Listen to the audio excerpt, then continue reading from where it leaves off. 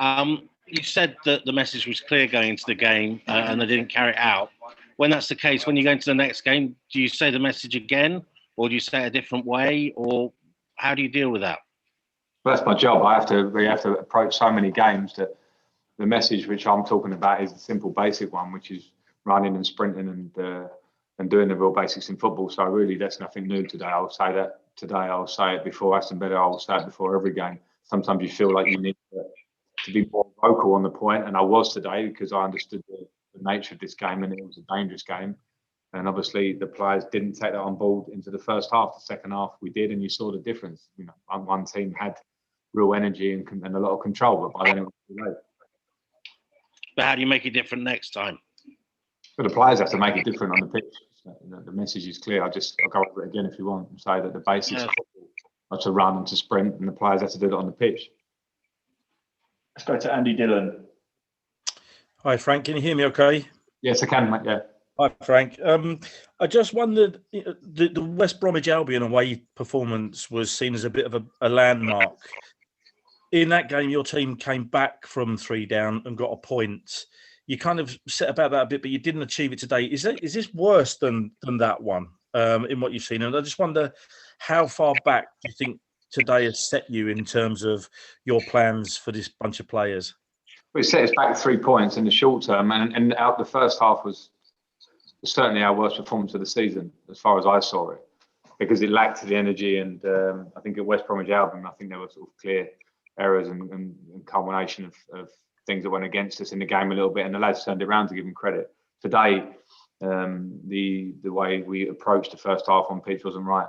So it certainly is something. We're seeing it a lot this season. We've seen some crazy results for a lot of teams and some ups and downs. And at the minute, we're in a position where out of the last 4 games, we've lost 3 of them, 1-1. So that needs a reaction. Physical fatigue. I mean, you're all roughly in the same boat.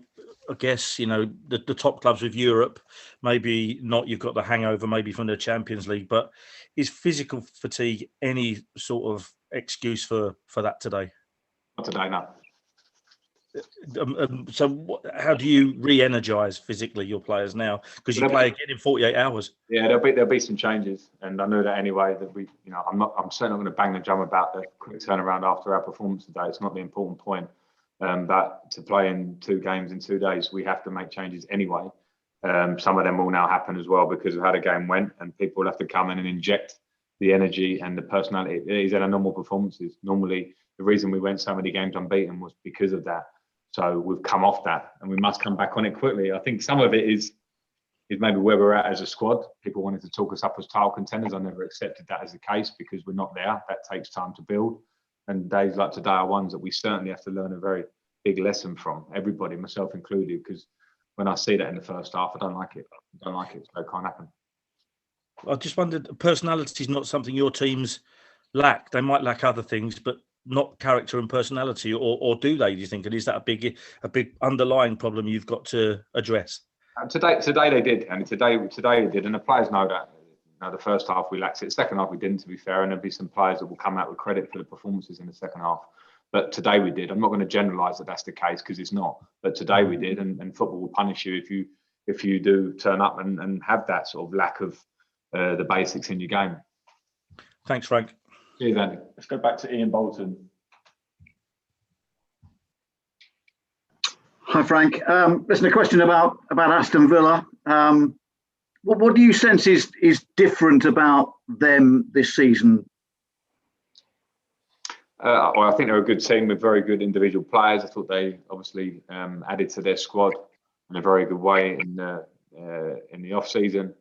Good manager, good coaches, good players that are playing well. They're in a really good time at the moment. So I'm not completely surprised by it, but it's obviously going to be a tough match. Sure. I mean, how impressed are you by their current run? It's 4 clean sheets in a row. Do you see John Terry's influence in them defensively?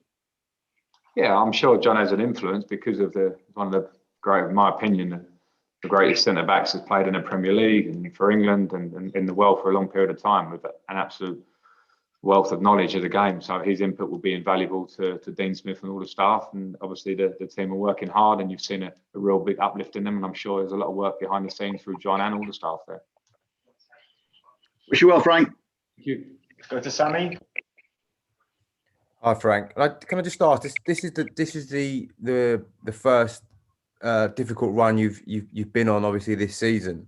You're obviously learning. You always say you learn about your players every day, but do you necessarily learn more about your players in these next 2 or 3 games where you're trying to dig yourself out of a little bit of a rut?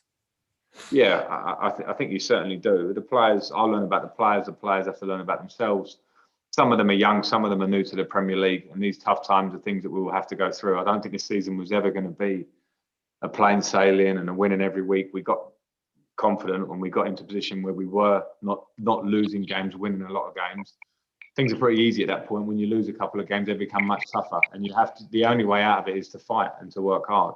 So that's what I will be instilling in the players, that idea, because it's the only way that you get out of what is a difficult little period for us. But at the same time, when we look at ourselves on the table, we're still close to the top end of the table, when I feel there's a big uplift of improvement coming because of the youth in our team and the freshness in terms of players that have come in. So I expect that, but we have to work for it. Are the answers to getting out of that rut, are they the same answers that you found when you went on that long unbeaten run, or you have to play a slightly different game?